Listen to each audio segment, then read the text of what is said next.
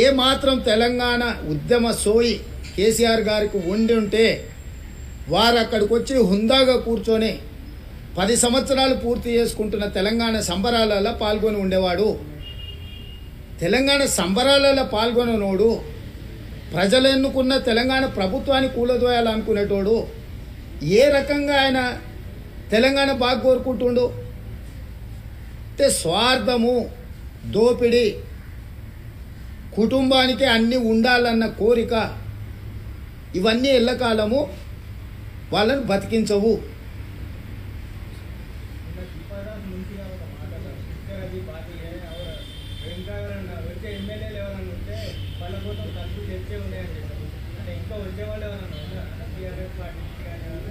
మీకెట్లా చెప్తాం?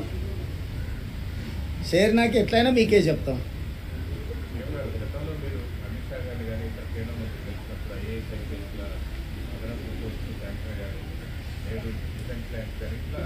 కేంద్రం ప్రత్యేకంగా రాష్ట్ర ప్రభుత్వం చేస్తున్న చూస్తున్నారు. మళ్ళీ గత 4 రోజులుగా గడ్కరీ గారు కూడా మీకు చాలా గంట నడుపుతాం.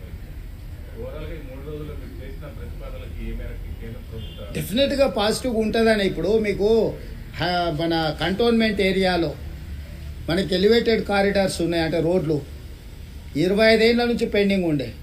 మేము వచ్చినెంబడే రాజ్నాథ్ సింగ్ గారిని కలిసి అనుమతి తీసుకున్నాం కదా. చాలా వరకు కేంద్ర ప్రభుత్వం నుంచి రావాల్సిన నిధులు విడుదల చేయించుకున్నాం కదా. ఇప్పుడు కొత్త ప్రభుత్వం వచ్చింది, బడ్జెట్ పెట్టబోతున్నారు, ఫుల్ ఫ్లెడ్జ్డ్ బడ్జెట్లో రాష్ట్రానికి కేటాయించాల్సిన నిధులకు సంబంధించి ఎందుకు ఇంత హడావిడిగా మేము వచ్చినాం? ఈరోజు తెలంగాణ రాష్ట్రం నుంచి అన్ని శాఖలకు సంబంధించిన మంత్రులం ఢిల్లీకి వచ్చినామంటే తొందరలో కేంద్ర ప్రభుత్వము బడ్జెట్ పెట్టబోతుంది. మనం ప్రతిపాదనలు ఇస్తే మనకు నిధుల కేటాయింపు కోసం బడ్జెట్లో నిధులు కేటాయించే అవకాశం ఉంటుంది. కాబట్టి అందరు కేంద్ర మంత్రులను కలిసి విజ్ఞాపన పత్రాలు ఇచ్చినాం. తొందరలోనే ప్రధానమంత్రి గారిని, హోంమంత్రి గారిని కూడా కలుస్తాం. రాష్ట్రం యొక్క హక్కులను కాపాడడానికి కేంద్ర రాష్ట్ర ప్రభుత్వాల మధ్యలో ఒక సత్సంబంధాలను కొనసాగించాలని మా ప్రభుత్వం అనుకుంటుంది. రాజకీయాలు, ఎన్నికలు వచ్చినప్పుడు కాంగ్రెస్ పక్షాన్ని ఎట్లా కొట్లాడాలనో ఆ విధంగా కొట్లాడతాం. మన ఎన్నికలలో చూసిండ్రు కదా. సో ఇప్పుడు పరిపాలన చేసే సమయం. అందుకే ఈరోజు మేము రేపు బడ్జెట్లో మన రాష్ట్రానికి అత్యధికంగా నిధులు ఇవ్వాలనే ప్రతిపాదన తీసుకొచ్చి ఈరోజు ఆ ప్రయత్నం చేస్తున్నాము.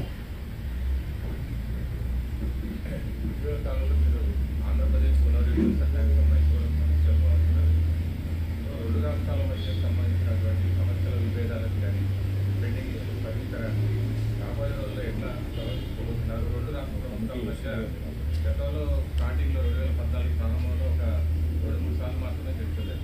మళ్ళీ ఇప్పుడు ఆ డైలాగ్ ప్రాసెస్ పునఃప్రారంభమయ్యే అవకాశం ఉందా? 2 రాష్ట్రాల మధ్య ఏ రకంగా ముందుకెళ్ళి? డెఫినెట్గా మా మంత్రివర్గంలో కూడా చర్చించినాం. తొందరలోనే మంత్రివర్గం ఒక ఉపసంఘాన్ని ఏర్పాటు చేసుకొని పునర్విభజన చట్టంలో కేంద్రం నుంచి రాబట్టుకోవాల్సిన అనుమతులు కానీ, నిధులు కానీ, పక్క రాష్ట్రంతో సమస్యల పరిష్కారం కోసం చర్చలు కానీ, వీటన్నిటినీ ఇది నిరంతర ప్రక్రియ. మా ప్రభుత్వానికి ఎలాంటి భేషజాలు లేవు. నాడు జగన్మోహన్ రెడ్డి గారు ముఖ్యమంత్రి ఉన్నప్పుడు ఆంధ్రప్రదేశ్ భవన్ సమస్యను పరిష్కరించుకున్న మేము వస్తానే. నేడు చంద్రబాబు నాయుడు గారు ఉన్న వారు పక్క రాష్ట్ర ముఖ్యమంత్రి, వీలైనంత వరకు సానుకూలంగా ఉన్న సమస్యలు పరిష్కరించుకుంటాం. ఇంకేమైనా మిగిలితే అపిలేట్ అథారిటీ గవర్నమెంట్ ఆఫ్ ఇండియాలో కూడా పరిష్కారం కాకపోతే కోర్టులు ఉండనే ఉన్నాయి. సో వివిధ వేదికలను ఇరు రాష్ట్రాల సమస్యల్ని పరిష్కరించడానికి పక్క రాష్ట్రం అభివృద్ధి చెందితే మేము అసూయ పడేది లేదు. మా రాష్ట్ర అభివృద్ధి కోసం మేము అలసత్వం ప్రదర్శించేది లేదు. మా రాష్ట్రం యొక్క అభివృద్ధి కోసం నిరంతరం పనిచేస్తాం. నేను మొన్న చెప్పినా, నేడు చెప్తున్నా, రోజుకు 18 గంటలు మేము కష్టపడతాము. తెలంగాణ పునర్నిర్మాణాన్ని చేస్తాము. తెలంగాణకు ఒక మంచి రోల్ మోడల్ స్టేట్గా తీర్చిదిద్దుతాము. దానికోసం మేము నిరంతరం పనిచేస్తాం.